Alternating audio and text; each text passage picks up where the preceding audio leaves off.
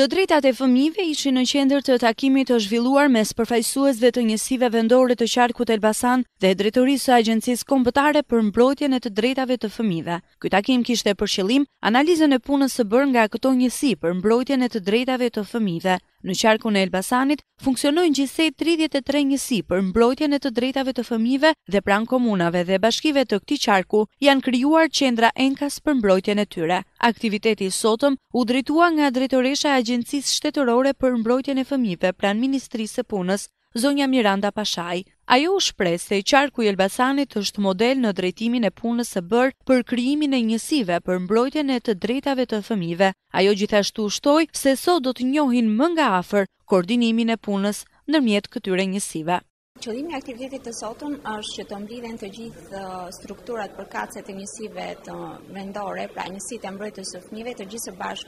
së bashku me njësitë për të drejtat e fëmijëve në qarkun e Elbasanit për të diskutuar rreth zbatimit të ligjit për mbrojtjen e të drejtave të fëmijëve. Ligji për mbrojtjen e të drejtave të fëmijëve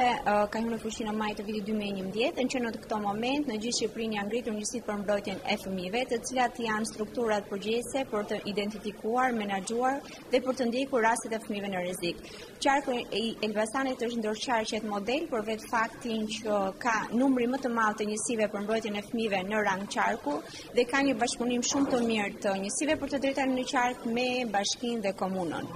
Agjencia Shtetërore për Mbrojtjen e të Drejtave të Fëmijëve është këtu sot pikërisht për të nxitur akoma më shumë bashkëpunimin midis bashkive dhe komunave dhe qarkut, pikërisht për të ardhur në ndihmë dhe për të garantuar sa më shumë mbrojtjen e të drejtave të fëmijëve, por edhe për faktin tjetër për të njohur akoma më shumë me aktet nënligjore që janë në zbatim të ligjit, pasi janë